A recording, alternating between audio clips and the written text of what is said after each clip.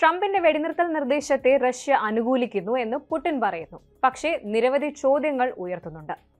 US നിർദ്ദേശിച്ച 30 ദിവസത്തെ വെടിനിർത്തലിന് താൻ അനുകൂലമാണെന്ന് റഷ്യൻ പ്രസിഡന്റ് വ്ളാഡിമിർ പുടിൻ ഇന്നലെ അറിയിച്ചു. എന്നാൽ ചർച്ച ചെയ്യേണ്ട ഗുരുതരമായ വിഷയങ്ങളുണ്ട് എന്നും അദ്ദേഹം കൂട്ടിച്ചേർത്തു.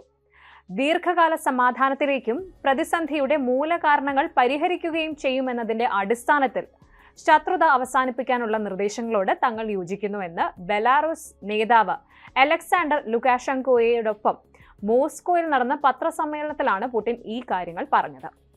യുദ്ധമുന്നണിയിലെ ശത്രുത താൽക്കാലികമായി അവസാനിപ്പിക്കുന്ന 30 ദിവസത്തെ വെടിനിർത്തൽ യുഎസ് നിർദ്ദേശിച്ചിട്ടുണ്ട്. ഇതിന് യുക്രൈൻ സമ്മതിച്ചിരുന്നു. അതായത് കീവിന്റെ പിന്തുണയുള്ള പദ്ധതിയിൽ കടലിലും ആകാശത്തും കരയിലും ഉൾപ്പെടെയുള്ള വെടിനിർത്തൽ ഉൾപ്പെടുന്നുണ്ട്. റഷ്യൻ സൈന്യം യുക്രൈനിലെ മുൻനിരയുടെ മിക്കവാറും എല്ലാ ഭാഗങ്ങളിലും മുന്നേറുന്നുണ്ടെന്ന് റഷ്യൻ പ്രസിഡന്റ് കൂട്ടിച്ചേർത്തു. റഷ്യയുടെ അമേരിക്കൻ സഹപ്രവർത്തകരുമായും പങ്കാളികളുമായും ഒരുപക്ഷെ യുഎസ് പ്രസിഡന്റ് ട്രംപുമായും നിലനിൽക്കുന്ന വിഷയങ്ങൾ ചർച്ച ചെയ്യേണ്ടതുണ്ടെന്നും പുടിൻ നിർദ്ദേശിച്ചു. ഒപ്പം അതിർത്തി രേഖയിലെ എല്ലാ മേഖലകളിലെയും മുന്നേറ്റത്തിന് റഷ്യൻ സൈന്യം നടത്തിയ ശ്രമങ്ങളെ പുടിൻ പ്രശംസിക്കുകയും ചെയ്തു.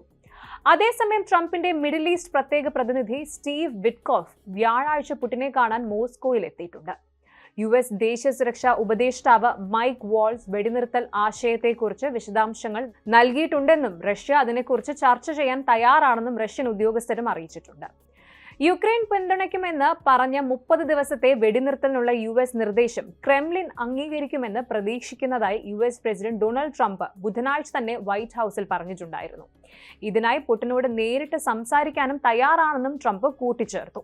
റഷ്യയ്ക്ക് വളരെ ദോഷകരമായ കാര്യങ്ങൾ തനിക്ക് സാമ്പത്തികമായി ചെയ്യാൻ കഴിയുമെന്നും ട്രംപ് ഓർമ്മിപ്പിച്ചു. അതൊരു മുന്നറിയിപ്പാണ്.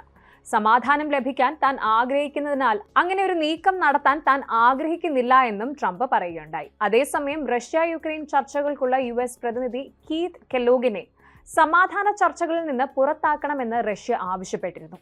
കെല്ലോഗ് കീവിനോട് വളരെയധികം അനുകമ്പയുള്ള ആളാണെന്ന് ചില മുൻ റഷ്യൻ ഉന്നത ഉദ്യോഗസ്ഥർ ആരോപിച്ച സാഹചര്യത്തിലാണ് കെല്ലോഗിനെ ഒഴിവാക്കാനുള്ള ക്രെംലിന്റെ അഭ്യർത്ഥന വരുന്നത്.